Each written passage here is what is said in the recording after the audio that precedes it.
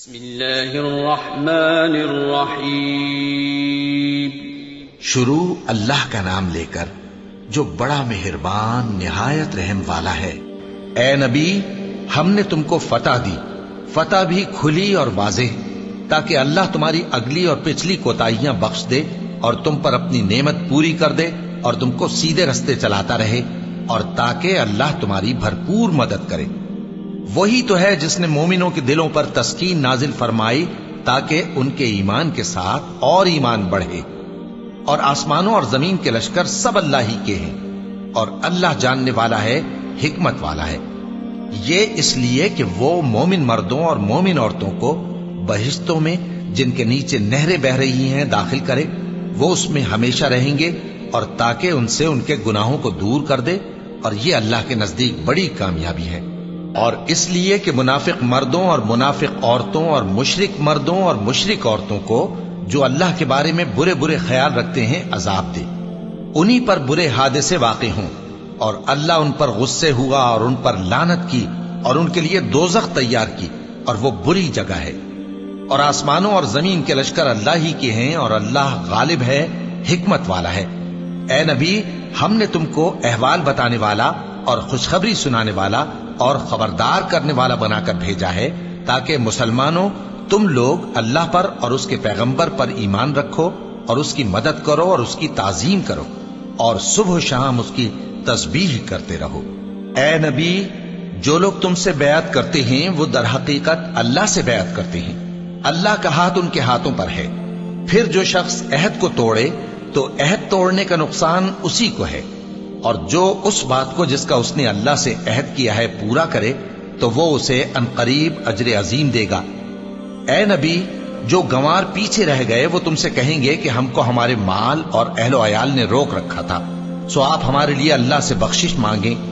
یہ لوگ اپنی زبان سے وہ بات کہتے ہیں جو ان کے دل میں نہیں ہے۔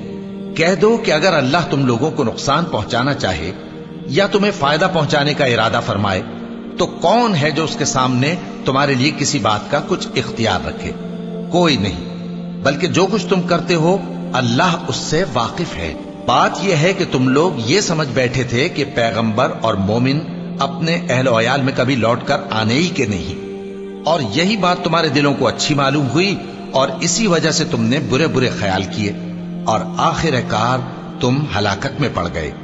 اور جو شخص اللہ پر اور اس کے پیغمبر پر ایمان نہ لائے تو ہم نے ایسے کافروں کے لیے آگ تیار کر رکھی ہے، اور آسمانوں اور زمین کی حکومت اللہ ہی کی ہے، وہ جسے چاہے بخشے اور جسے چاہے سزا دے، اور اللہ بخشنے والا ہے، مہربان ہے۔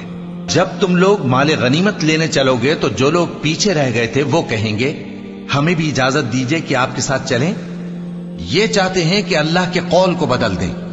کہہ دو کہ تم ہرگز ہمارے ساتھ نہیں چل سکتے، اسی طرح اللہ نے پہلے سے فرما دیا ہے۔ پھر کہیں گے نہیں، تم تو ہم سے حسد کرتے ہو۔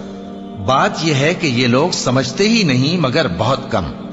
اے نبی، جو گنوار پیچھے رہ گئے تھے ان سے کہہ دو کہ تم جلد ایک سخت جنگجو قوم کے ساتھ جنگ کے لیے بلائے جاؤ گے، ان سے تم یا تو جنگ کرتے رہو گے یا وہ ہار مان لیں گے۔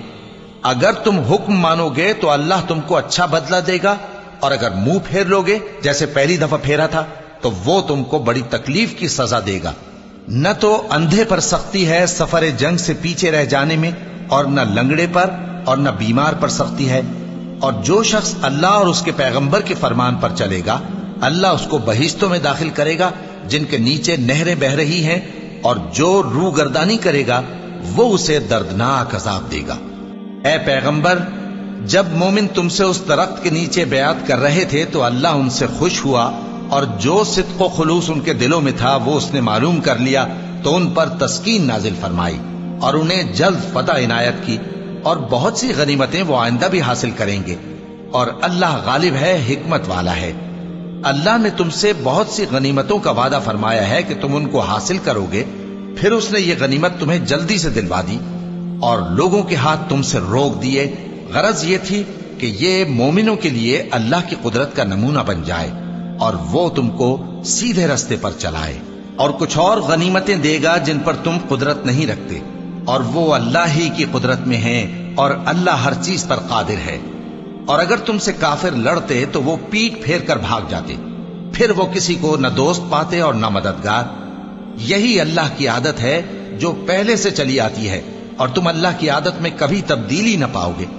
اور وہی تو ہے جس نے تم کو ان کافروں پر فتح یاب کرنے کے بعد سرحد مکہ میں ان کے ہاتھ تم سے اور تمہارے ہاتھ ان سے روک دیے، اور جو کچھ تم کرتے ہو اللہ اس کو دیکھ رہا ہے۔ یہ وہی لوگ ہیں جنہوں نے کفر کیا اور تم کو مسجد حرام سے روک دیا، اور قربانیوں کو بھی کہ اپنی جگہ پہنچنے سے رکی رہیں۔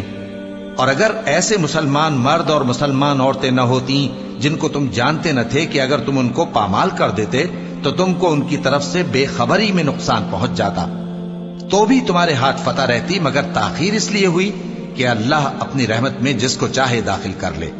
اور اگر دونوں فریق الگ الگ ہو جاتے تو جو ان میں کافر تھے ان کو ہم دکھ دینے والا عذاب دیتے۔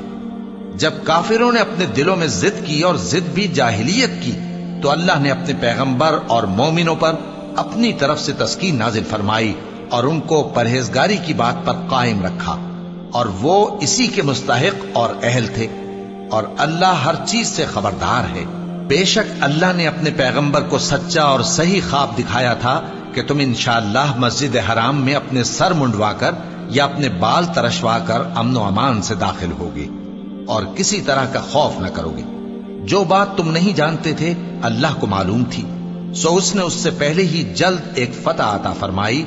وہی تو ہے جس نے اپنے پیغمبر کو ہدایت کی کتاب اور دین حق دے کر بھیجا تاکہ اس کو تمام دینوں پر غالب کرے، اور حق ثابت کرنے کے لیے اللہ ہی کافی ہے۔ محمد صلی اللہ علیہ وآلہ وسلم اللہ کے پیغمبر ہیں، اور جو لوگ ان کے ساتھ ہیں وہ کافروں کے مقابلے میں تو سخت ہیں اور آپس میں رحم دل۔ اے دیکھنے والے، تو ان کو دیکھتا ہے کہ اللہ کے آگے جھکے ہوئے سر بسجود ہیں اور اللہ کا فضل اور اس کی خوشنودی طلب کر رہے ہیں۔ کثرت سجود کے اثر سے ان کی پیشانیوں پر نشان پڑے ہوئے ہیں۔ ان کے یہی اوصاف تورات میں ہیں اور یہی اوصاف انجیل میں ہیں۔ وہ گویا ایک کھیتی ہے جس نے پہلے زمین سے اپنی سوئی نکالی، پھر اس کو مضبوط کیا، پھر موٹی ہوئی، اور پھر اپنے تنے پر سیدھی کھڑی ہو گئی، اور لگی کھیتی والوں کو خوش کرنے تاکہ کافروں کا جی جلائے۔ جو لوگ ان میں سے ایمان لائے اور نیک عمل کرتے رہے ان سے اللہ نے گناہوں کی بخشش اور اجر عظیم کا وعدہ کیا ہے۔